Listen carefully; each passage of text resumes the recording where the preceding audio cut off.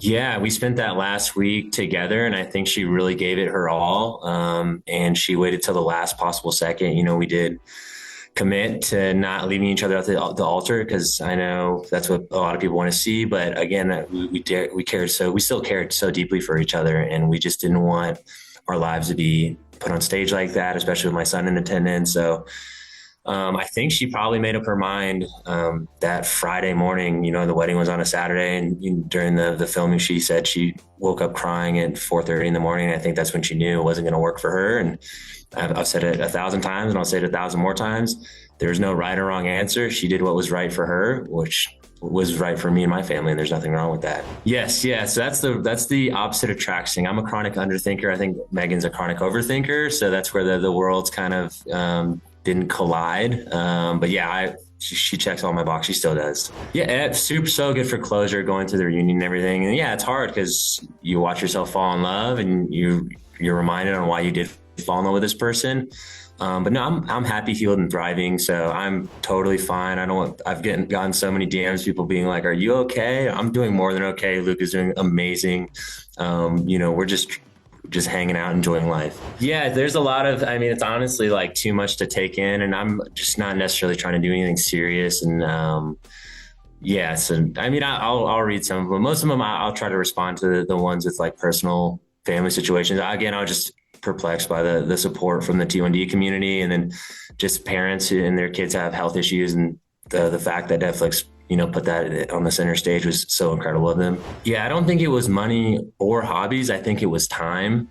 And then again, my gas tank was on E. I had a very demanding job at the time. The film schedule is very demanding. Being a father is demanding. So me just trying to, it's the squeeze the balloon effect, and obviously my work was that's how I pay my bills, and that's how I support my family. So that's where all my energy is going, and at the end of the day, the production, Luca and Megan got to split the rest, and Megan got the short end of the stick. And she wasn't okay with that. And again, that's 100% okay. But yeah, I was running on E for sure. I think it literally just came down to time. Because I think if she may have been in like a more relatable situation, like it's just a normal, regular working person, it would have worked out. But she had, her schedule was very flexible, and mine was the exact opposite. So that didn't jive well with her, which is again 100% okay. I just want to make sure I'm clear on that.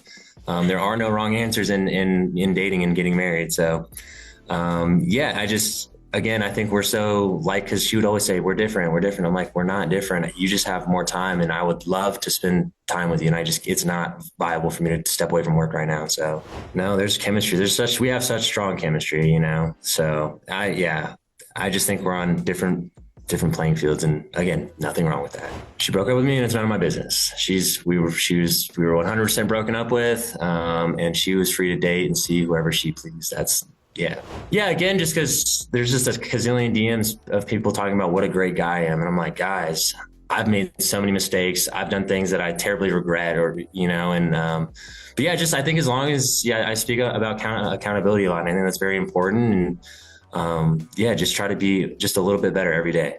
And then eventually I think you'll be a super solid human. Yeah, just the fact that it was a burner account, and they knew she was my ex, but I got that. So I started hearing rumors right around the time I think Cast dropped, and I just was like, it's not my business. It's not my life.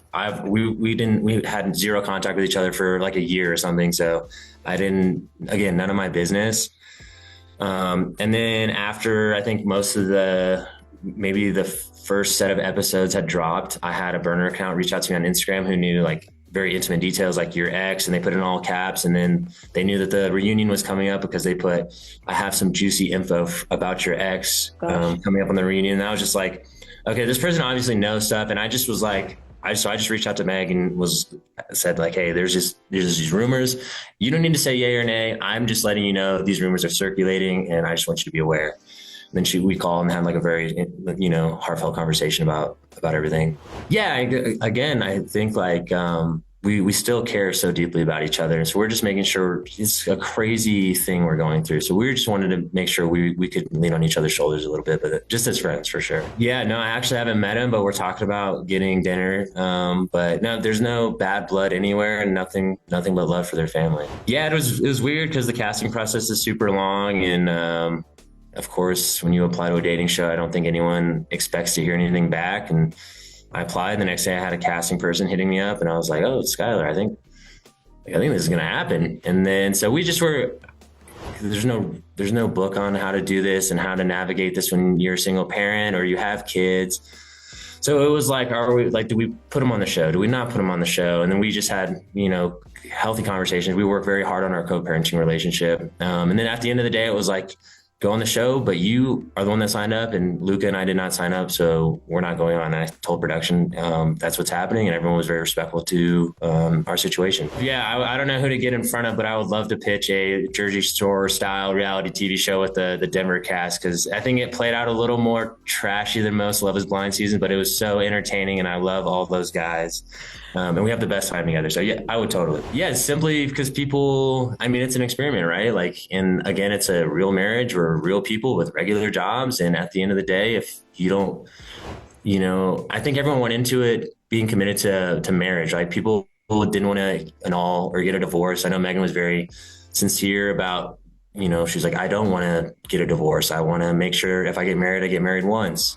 And I think everyone led that way, and that's awesome that everyone stayed true to themselves. Yeah, no, Megan just taught me how to court, and now I'm like really excited that I have these new skills. And will I put them to use anytime soon? Maybe, maybe not. But I just want to treat someone right. Yeah, and she taught me a lot about that. No, I'm definitely, the chicken smoothie thing has been mind-boggling, pretty much life-changing. I have no idea. It was.